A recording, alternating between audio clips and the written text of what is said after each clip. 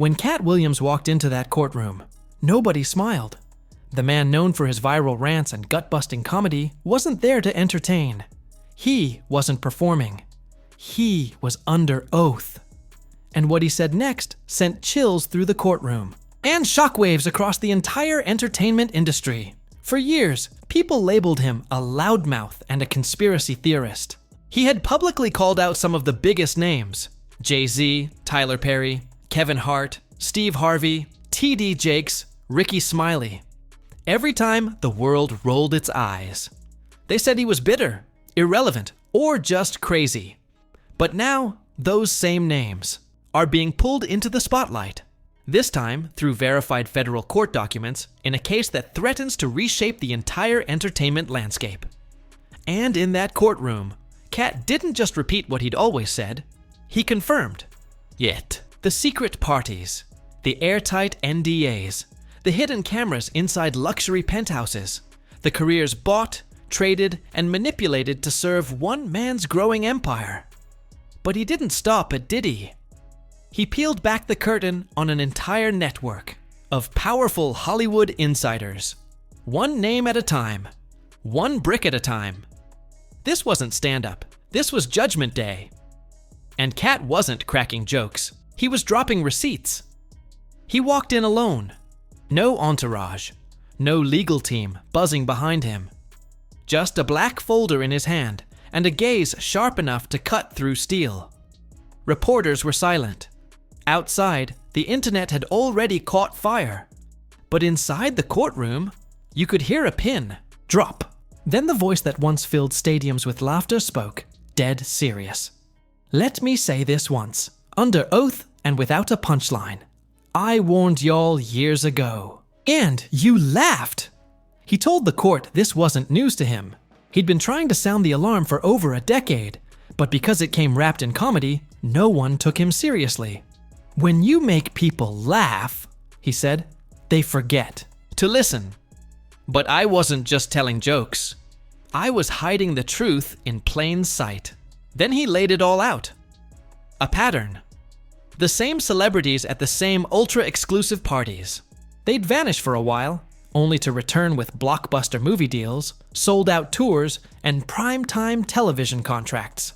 That's when Katt dropped his first bombshell. You want to know the common thread. They all passed through the hands of one man, Sean Diddy Combs. The courtroom sat up. He claimed Diddy wasn't just a music mogul. He was the gatekeeper to a sinister side of show business. A world where fame came with conditions. Where the price wasn't always money, it was silence, compliance, control. It's not about music anymore, Katt said. It's about control. Who you know, what you're willing to do, and most importantly, what you're willing to keep quiet about. Then he added in a whisper, I'm not here because I want to be. I'm here because if I don't speak now, I'll be next. From that moment, everyone in the room understood. This wasn't a witness. This was a reckoning. And every name he dropped would be caught in the storm. When asked for specifics, Katt didn't blink. You want names? Fine. I've got names. Jay-Z, Tyler Perry, Kevin Hart, Steve Harvey, Ricky Smiley, T.D. Jakes, Ludacris, LeBron James, Ashton Kutcher, Justin Bieber. Each name hit the room like a sledgehammer. These weren't fringe celebrities. These were icons, pillars of entertainment. And Katt claimed they all attended Diddy-hosted events, but these weren't just parties. They were initiations, he said. Phones taken, NDAs signed, cameras. In the corners, he paused. You think it's a coincidence they all protect the same people, echo the same opinions, follow the same script? Nah, they're not just scared. They're recorded. He claimed Diddy didn't just gather blackmail, he manufactured it. People went into those rooms clean, Katt said. Unknown actors transforming overnight into box office leads. No climb, just a leap, fueled by hidden leverage. You think that's just talent? Come on. Half of them couldn't pack out a high school auditorium without that machine behind them. Then came the quote that froze the courtroom. I'm not saying everyone at those parties did something. I'm saying they all knew, and none of them said a damn thing. That makes them complicit. The mood shifted as he spoke the next name. Tyler Perry.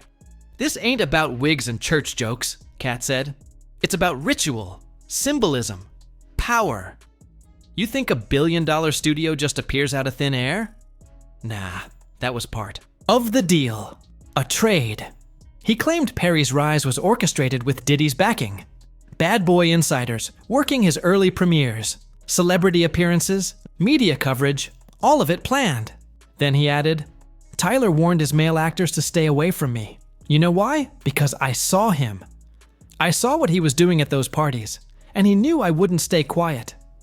He listed names: Lamon Rucker, Boris Kodjoe, Lance Gross, actors who, according to Katt, changed after stepping into Perry's circle. Then came the line that trended worldwide. "Every year, a new media. Every year, a new wig. Every year, a new check." But never once has he used that platform to expose what's behind the curtain. That's not success. That's submission. Then Katt turned his sights on the industry's golden boy, Kevin Hart. You really think Kevin went from comic view to global franchises just off jokes? Nah. That's what happens when you say yes. Katt referenced the time he turned down $50 million. That wasn't just about money. That was about integrity, about keeping my soul. He alleged that Hart's career exploded after tying himself to producers connected to Diddy's financial network. Every big move, every Netflix special, every box office hit was part of a larger web. But Kevin, according to Katt, he wasn't just at the parties. He was the one making newcomers feel safe right before it was too late. That's why you never see Kevin on the tapes. He's always in the room, but never on the footage. And when Katt refused to play along, his career got iced. Tours cancelled, deals evaporated. Meanwhile, Kevin's success soared. Ride Along, Jumanji, Night School, endorsements, green lights, sold out arenas. "They say Kevin Hart's funny," Katt said, "but that laugh came with a price, and I wasn't willing to pay it." Then came the final blows. Ricky Smiley, Steve Harvey. You think Ricky went from prank calls to nationally syndicated radio just off talent? Nah, it wasn't the comedy, it was the costume. He claimed Smiley's breakthrough came after attending private events hosted by Diddy's Southern Inner Circle in Atlanta. "Nothing about his rise was organic," Katt said. "It was engineered." And Steve Harvey? Katt promised, "That part's just getting started."